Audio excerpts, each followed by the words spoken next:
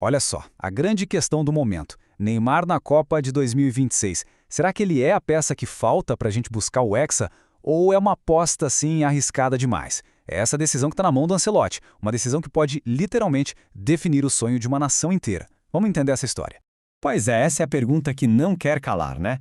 Todo mundo que gosta de futebol está se perguntando isso, e para complicar, um episódio bem recente jogou ainda mais lenha nessa fogueira e deixou tudo em dúvida. Então, para a gente entender bem o tamanho desse abacaxi, vamos passar por alguns pontos-chave. Primeiro, aquele encontro que, não rolou. Depois a gente vai ver o fator físico, que está pegando. Também tem um histórico meio complicado do jogador.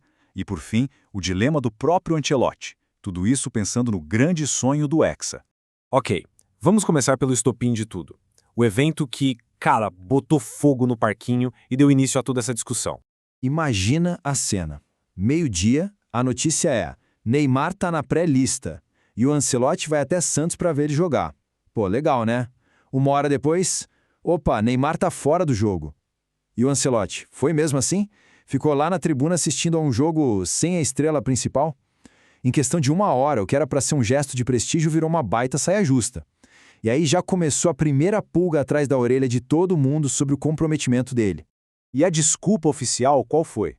Foi para preservar o atleta fisicamente. Sabe, o famoso controle de carga. É um termo super comum no futebol, super técnico, mas olha, nesse contexto, soou meio estranho, quase como uma desculpa de última hora, sabe? Não convenceu muita gente não, hein? Pensa bem, controle de carga para um cara que já estava parado há 12 dias e era a última oportunidade para ele se mostrar para o técnico antes da convocação final. Esse episódio todo deixou uma coisa bem clara. A comunicação, a sintonia entre o time do Neymar e a comissão técnica parece que não tá das melhores, não. E essa história toda de preservar fisicamente nos leva direto para o ponto principal, a condição física do Neymar.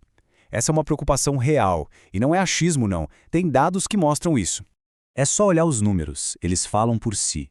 A quantidade de jogos dele pela seleção despencou depois da Copa de 2022. É lesão atrás de lesão. Então, para o Ancelotti, a dúvida não é sobre o talento, ninguém discute isso. A grande questão é, será que ele aguenta? O corpo do Neymar tem condição de suportar a pancada que é uma Copa do Mundo? Só para deixar claro, esse tal de controle de carga é uma coisa séria, tá? É uma estratégia da ciência do esporte mesmo, para evitar que o atleta se quebre e para ele render o máximo. É super normal. Mas, no caso específico do Neymar, isso acende um alerta, levanta uma questão bem crítica. E é aqui que o quebra-cabeça do Ancelotti começa a se montar. Esse controle de carga todo, é um planejamento super cuidadoso para ele chegar voando na Copa? Ou é só um sinal de que, na real, o corpo dele já não está mais aguentando o tranco do futebol de alta intensidade? Ok, a parte física é um problemão. Mas para um técnico cascudo como o Ancelotti, a análise vai muito além. O que acontece fora de campo, o histórico de polêmicas do Neymar, isso também entra na conta e pesa bastante.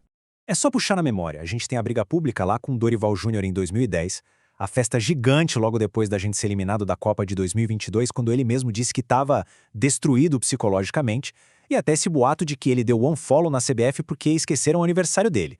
São episódios que, somados, pintam o retrato de um jogador que talvez não lide tão bem com hierarquia, com frustração, e isso para um técnico como o Ancelotti, que valoriza um grupo unido, é um sinal de alerta gigante. E olha, quem está falando isso não é qualquer um, é o Vampeta, campeão do mundo em 2002. Ele sabe como se monta um grupo para ganhar a Copa. O recado dele é claro, ninguém ali precisa ser santo, mas o comprometimento com o time tem que vir em primeiro lugar. Então a gente junta tudo isso, a dúvida física, o histórico complicado e o que a gente tem? Um dilema enorme, uma decisão de altíssimo risco que está todinha nas costas de um dos treinadores mais vitoriosos e experientes do planeta. É basicamente isso. De um lado, você tem o gênio, o cara que tem um talento que, nem se discute. É o maior artilheiro da história da seleção, um jogador que resolve o jogo sozinho. Mas do outro lado, vem a dor de cabeça. O risco de lesão é altíssimo, tem todo um histórico de problemas de disciplina e, principalmente, o risco de criar um climão no grupo se ele não for titular absoluto. Aí alguém pode pensar, mas por que não leva ele para ser um reserva de luxo, para entrar no segundo tempo? Parece uma boa ideia, né? Só que não. Quem conhece o Neymar, quem conhece o vestiário, sabe que isso é praticamente impossível. O próprio Vampeta já cantou essa bola. Se levar, ele vai jogar. Banco? De jeito nenhum. E é isso. Com o Neymar não existe meio termo. É tudo ou nada. O Ancelotti sabe que, se o nome dele estiver na lista, é para ser titular. Deixar o Neymar no banco seria arrumar um problema, um foco de tensão que pode contaminar o grupo inteiro. E no fim, toda essa discussão, todo esse dilema, tudo isso deságua em uma coisa só, uma obsessão que é de todo um país. O número 6. A busca pelo Hexa. Então, a pergunta final, tanto para o Ancelotti quanto para a gente, é essa. Vale a pena correr esse risco todo? O Neymar é aquela peça genial que falta para a gente finalmente gritar Hexa, ou ele é o risco que pode colocar tudo a perder? Sem dúvida, essa vai ser uma das decisões mais pesadas desse ciclo até a Copa. Bom, essa é a análise da situação. É complicado. E agora, fica a pergunta. O que você acha? Levaria o Neymar para a Copa ou não? Deixa aqui nos comentários o que pensa. Se curtiu essa análise, não esquece de deixar aquele like e se inscrever no canal para não perder as próximas. Valeu!